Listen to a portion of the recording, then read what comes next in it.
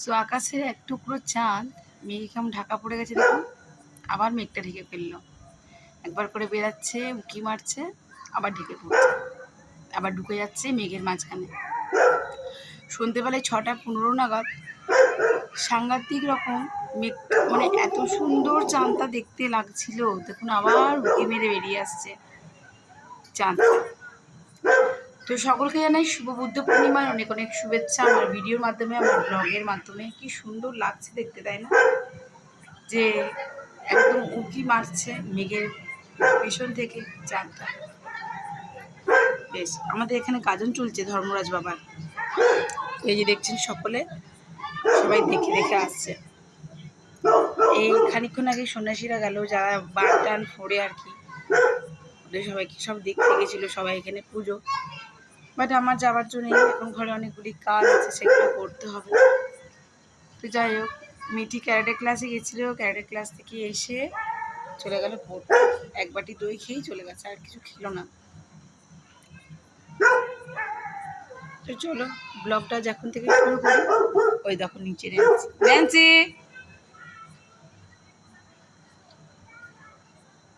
আয়। যাই হোক, সময় এখন অনেকখানি হয়ে গেছে। এখন সময় হলো 8:13। সন্ধ্যে তো অনেকক্ষণ জেনেছি। এই দেখুন একেবারে আমার মাথার উপরে চাঁদটাকে দেখা যাচ্ছে। মনে হচ্ছে না আমি একদম আকাশের নিচে দাঁড়িয়েছি, কিন্তু না, আমি কিন্তু ব্যালকনি থেকে ঢুকে পড়েছি ঘরের ভিতরে। চলো,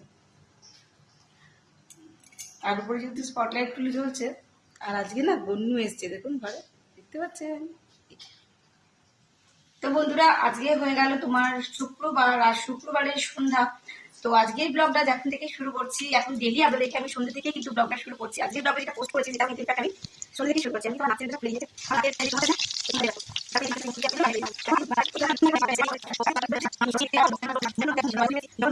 তখন একটা আমার মনে পড়ছে যে আজকে তো পূর্ণিমা, আজ তো মাছ খাবো না। তাহলে তো বললাম, তাহলে দোকানদারকে বললাম তাহলে মাথাটা দিতে হবে না, তাহলে মুড়ি ঘন্টটা স্টোর করবো, মাথা খাবো। বলছি না, আমি চলতে মাছটা খুব পেয়েছে, আমি এটা দিলাম।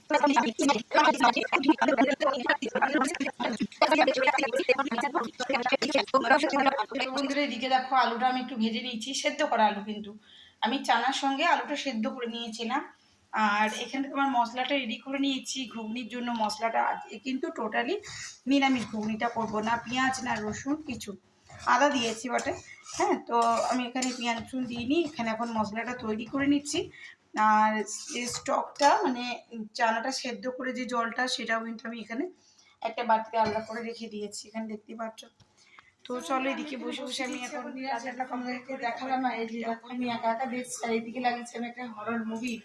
তো এইদিকে করতে করতেই বসে বসে একটুখানি মুভিটা দেখাবে, ভালো লাগবে। তোমরা কারা কারা ভালোবাসো? আমার না সাউথের অ্যাকশন মুভি, এই হরর মুভি, এগুলো দেখতে খুব ভালো লাগে। তো চলো, আমি এদিকে মুভিটা দেখতে দেখতে কাজটা সেরে ফেলি, আর তোমরাও আমার সঙ্গে দেখো, আজকে দেখো আমার সঙ্গে। আর ডিনারটা রেডি করি, তোমার সঙ্গে শেয়ার করবো অবশ্যই। দেখছো? তো বন্ধুরা, এদিকে দেখো আমি আটাটা মেখে রুটিটা বসিয়ে দিয়েছি। এটাই লাস্ট টিপ, রুটি হয়ে যাবে। আর ওদিকে কিন্তু আমার নিরামিষ কাবলি চানার ঘুগনিটা একদম রেডি হয়ে গেছে। এই জাস্ট এখন ঘুরতে 9:54, মিঠি একটু আগেই 3-4 মিনিট হলো মিঠি পরে বাড়ি এলো। তো এবার মিঠিকে আমি রাতে ডিনারটা দিয়ে দেবো, কেননা কালকে আবার সকালে মিঠি স্কুল বেরাবার আছে, তার জন্য। তো দাঁড়াও, তোমাদেরকে একটু শেয়ার করে নিই আমি চট করে। এই যে দেখো, উপর থেকে ভাজা মশলা, গরম মশলাটা দিয়ে রেখেছি আমার কাবলি চানা ঘুগনির জন্য। তো চলো তবে দেখি দুধটা দিয়ে গেল কিনা, তাহলে আবার তুলে নিই ওটা। আমি নিচে একটা ব্যাগ ঝুলিয়ে রাখি, ওর মধ্যে ওরা দুধটা দিয়ে যায়, একটা কোটো ভরে রাখি, আর আমি আবার ওটা তুলে ফেলি। চলো তবে রুটিগুলো সেঁকে নিই। আর ওদিকে যে আমি হরর মুভিটা লাগিয়েছিলাম, মুভিটা একদম ফ্লপ মুভি, একদম ভালো লাগছিল না। লাগিয়ে দিয়েছি আমি এখন বাংলা গয়নার বাক্স। তো বেশ ভালোই দিচ্ছে। এই যে দেখো, আমি এখন গয়নার বাক্স দেখছিলাম। তো চলো ব্লগের সঙ্গে থাকো। আমি এখানে ডিনার নিয়ে নিচ্ছি মুড়ি আর মিঠি বাবা খাচ্ছে ওখানে রুটি আর ঘুগনি। চলে এসছে অফিস থেকে আর এখন টাইম চলছে 10টা 19। সব বন্ধুরা, কাজের তো শেষ নেই, কিন্তু হঠাৎ করে কাজের দিদি আমার কখনো আসে না, দেখতেই পাচ্ছ।